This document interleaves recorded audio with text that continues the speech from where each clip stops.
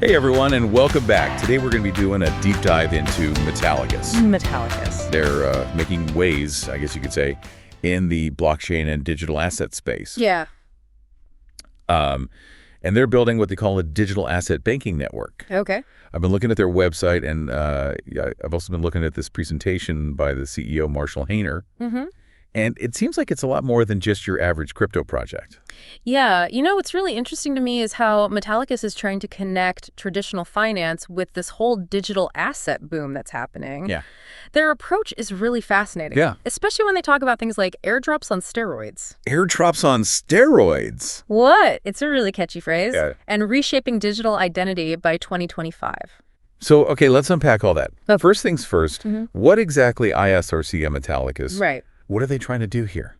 They want to build a comprehensive ecosystem for digital assets. Okay. One that caters to both individuals and institutions. They call it a customer-centric digital asset banking network. Okay. And it seems to go way beyond the usual crypto exchange or wallet. So I noticed they have this stable coin Yeah. called Metal Dollar, or XMD. What's the story there? Right. Is it just another stable coin in a sea of stable coins? It's interesting because it's not really trying to replace those existing stable coins that we see out there. Right. Like USDC or Tether. Right. It's actually backed by a whole basket of them. Oh, It's sort of like a stablecoin index fund, if you will. so it's more of a diversified stablecoin play. Exactly. Like they're creating a stablecoin. Right. Stablecoins. Yeah, they're not just offering stability. Right. They're offering a way to spread that risk across multiple stablecoins. Right. And this is something that's often overlooked. I mean, Yeah. stablecoins aren't foolproof. Right. And having exposure to several could really be a way to mitigate some of that risk. That makes sense. Yeah. Are they just building all this in a vacuum? Or are they actually working with That's a great question. real companies and institutions out there in the world? Yeah, they've been making some pretty interesting moves that suggest they're really serious about bridging that gap between blockchain and the traditional financial world. Okay. One example is their acquisition of Bonify, Okay. which used to be called C Ledger. Ah, Bonify. They're the ones that connected like over 70 credit unions to the Metal blockchain, right? That's right. Yeah. And this connection isn't just for show. Right. It really lays the groundwork for some interesting possibilities down the line. I Yeah. mean, imagine those credit unions offering blockchain-based financial services to their members, Yeah. or even participating in these airdrops on steroids that Metallicus keeps talking about. Okay, so they're working with credit unions. Right. What about like the bigger players in finance? Well, they've also integrated with the FedNow service, Okay. which is the Federal Reserve's instant payment system. So that's a pretty big deal. It is. I mean, it means that they're working within the existing system, Exactly. not trying to completely disrupt it. Yeah, they're taking a very pragmatic approach, which is often more effective in the long run. Right. It really signals that they're serious about playing by the rules and working with regulators, Yeah. which could build trust with institutions and users alike. All right, so we're getting a better picture of what Metallicus is doing. Yeah, But who are the people behind this company? right. Who's driving this vision? One thing that really stands out about Metallicus is their emphasis on diversity and remote work. Okay. They've got a team spread across the globe, which is pretty cool. Yeah. But their leadership team is where it gets really interesting. Okay. They've assembled a group with this fascinating blend of blockchain and traditional finance experience. Let's start with Marshall Hayner, the CEO. Okay. What's his background? He's been in the crypto space for a very long time. Okay. You know, he actually developed the first Facebook Bitcoin wallet back in the day. And he's worked on some really big projects like Dogecoin and Stellar. Wow, so he was there like at the very beginning. He was. That's pretty impressive. It is. What about the rest of the leadership team? Well, they've got Glenn Marion as CTO, Okay. who actually created the first online Dogecoin wallet. Wow. Talk about a pioneer, right? Yeah. And their CFO, Irina Burkhan, has a really strong background in traditional finance. Okay. She was even featured in Forbes Wow. and manages an angel investment fund that supports women founders. So they definitely have like a well-rounded team. They do. It sounds like they have the technical chops Yeah. to build this technology Yeah. and the business savvy to navigate the world of finance and regulation. Exactly. And they also have a pretty impressive advisory board Oh, yeah. with people from institutions like Citigroup, the Federal Reserve, and BNY Mellon. So they're not just a bunch of crypto enthusiasts working in isolation. Oh, They're really plugged into the traditional financial world, They which makes their vision for the future of digital identity even more intriguing. Yeah. So speaking of that, let's dive into what Marshall Hayner calls your digital identity 2025. Okay. What's he talking about here?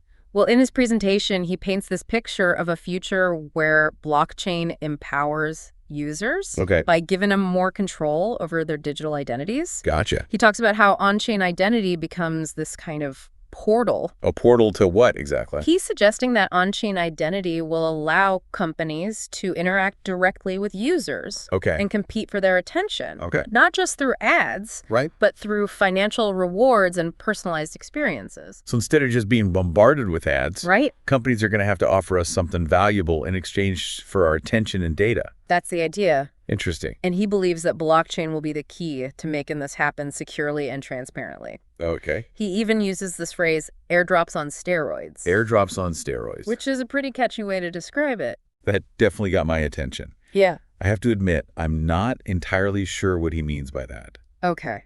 Can you break that down for me? Sure, think of it like this. Okay. You're not just getting points. Yeah. You're receiving tokens on a blockchain.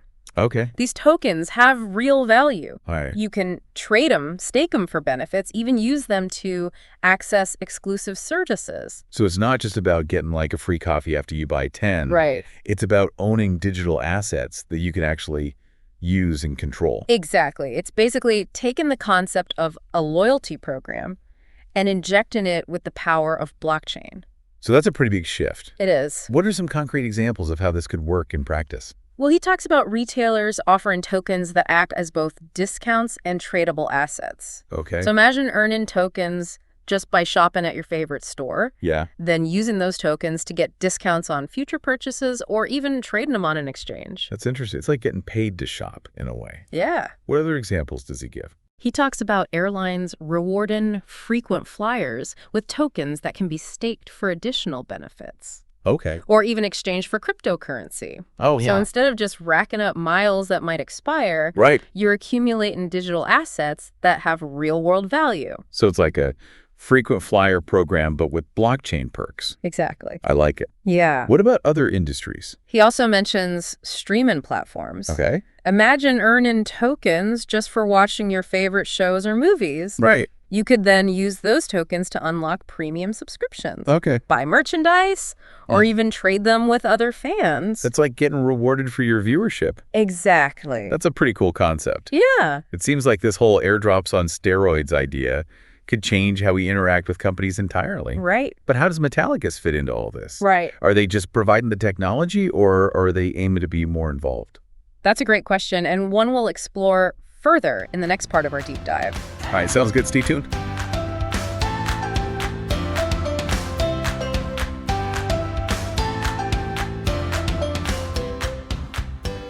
Welcome back. We're still digging into Metallicus. Yeah. Their plans for this digital asset banking network. Right. And this whole idea of airdrops on steroids. That's a catchy phrase. Yeah, it really is. Yeah. It seems like they're really laying the groundwork for some major changes Yeah. in how we think about digital identity and how we even interact with companies online. What I think is so fascinating is how their vision goes beyond just the technology. Right. They're thinking about the whole ecosystem, the infrastructure that's needed to support these new ways of engaging with users. It's a pretty radical departure from how things work today. Absolutely. It really is. And if you look at their product suite Right. and their moves in the financial world, Yeah. you can really see how they're strategically positioning themselves to make this vision a reality.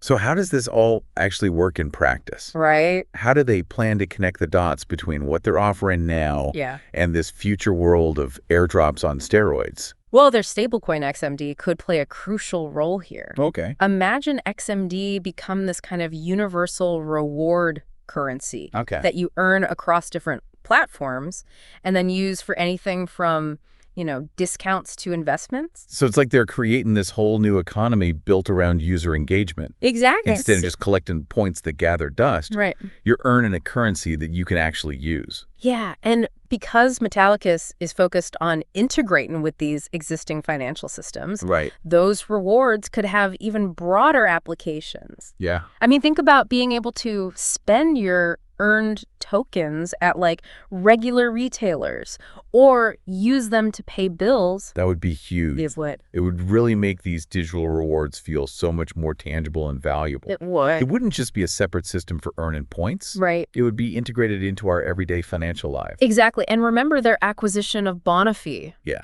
which connects those credit unions to the metal blockchain. That's a huge step in bringing this vision to the mainstream. Right. Imagine those credit unions offering blockchain-based rewards programs to their members, Yeah. or even allowing them to seamlessly convert their earned tokens into cash.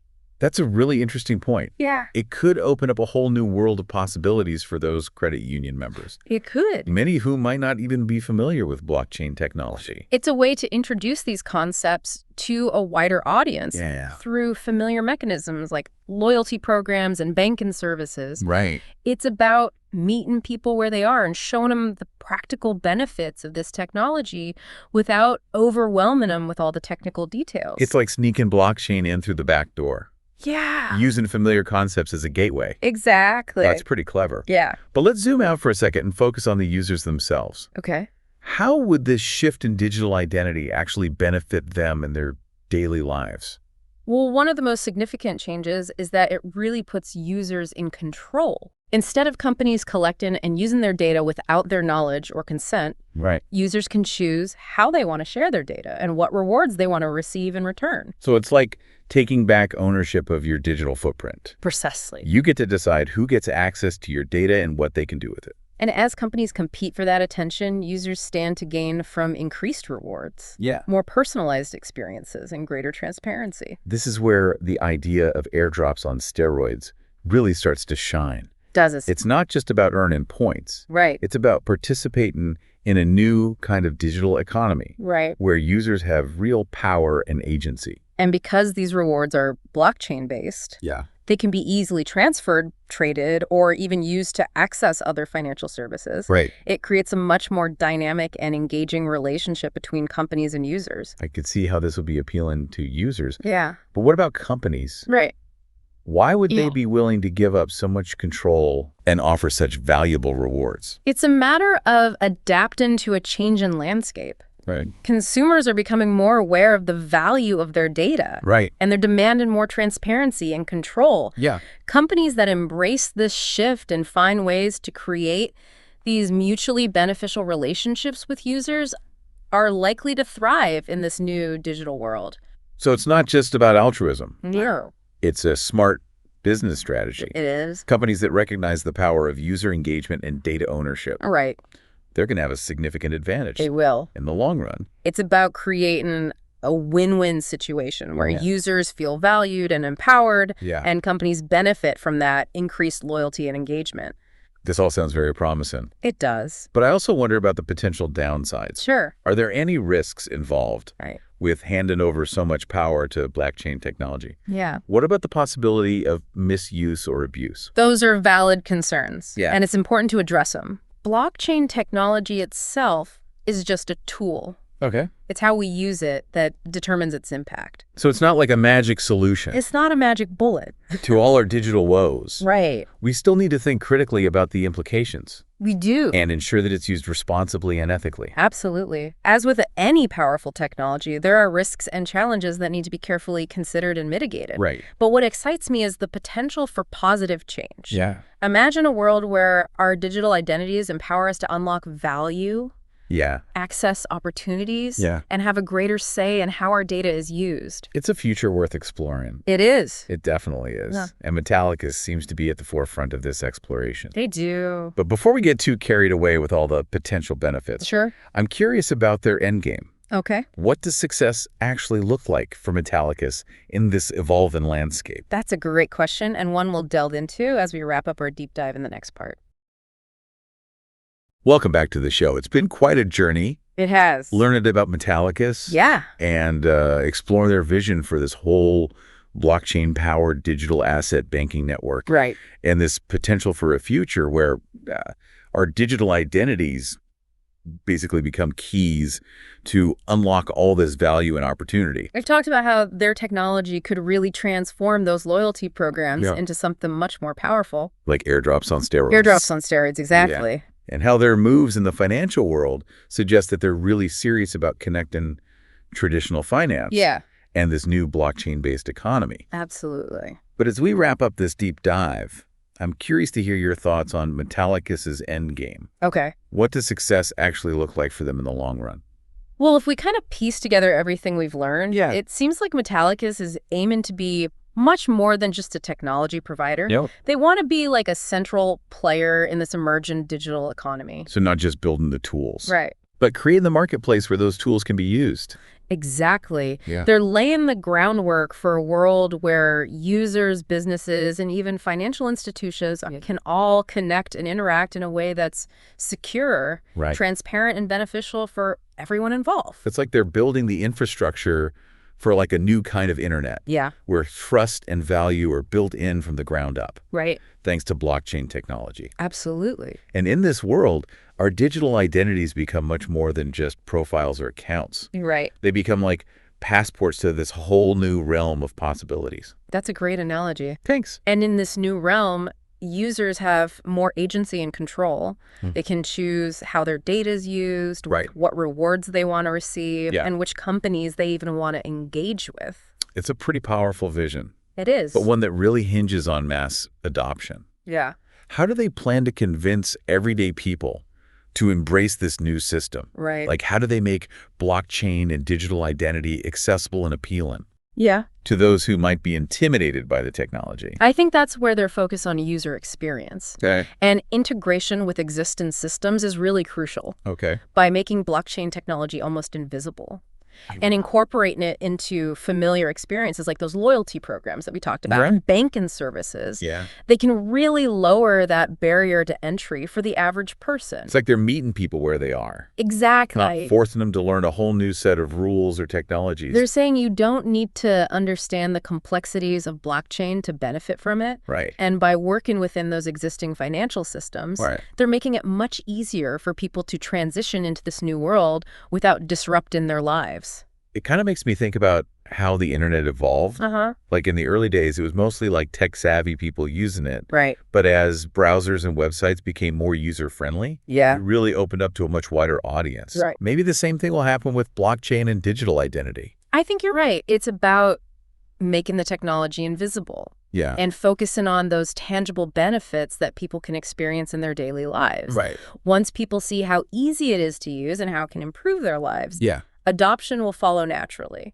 It's fascinating to think about all of the potential ripple effects this could have on society. It is. Like, what if our digital identities become so valuable right? that they start to influence things like access to credit, Uh-huh. employment opportunities, Yeah. or even social status? Those are big questions. They are. And it's important to have these open discussions about the ethical implications of this technology as Yeah. it evolves, but at its core, Yeah.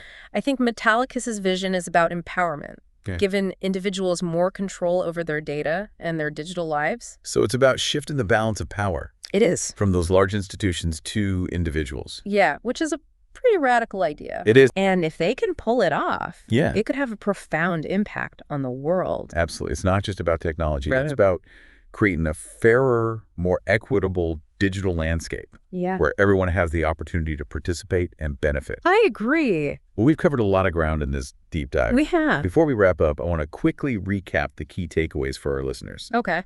Metallicus is on a mission to build a customer-centric digital asset banking network, Right. bridging the gap between traditional finance and the world of blockchain. They have a diverse product suite, including their stablecoin XMD, Right. and they're making strategic moves like acquiring Bonify and integrating with the FedNow service. Their leadership team has a wealth of experience in both blockchain and traditional finance. They do.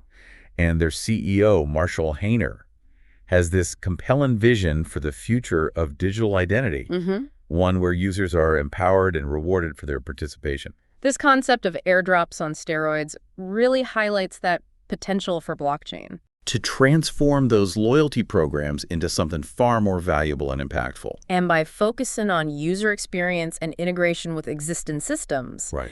Metallicus is really paving the way for mass adoption of this technology. They are? It's been an exciting journey exploring Metallicus and their ambitious vision. It has. It's clear they're not just building a company. Right. They're building a future. They are. And I, for one, am incredibly curious to see how it all unfolds. As am I. Well, thanks for joining us on this deep dive. Of course. We'll be back soon with another fascinating topic to explore. Can't wait. Until then, keep those minds curious and stay informed.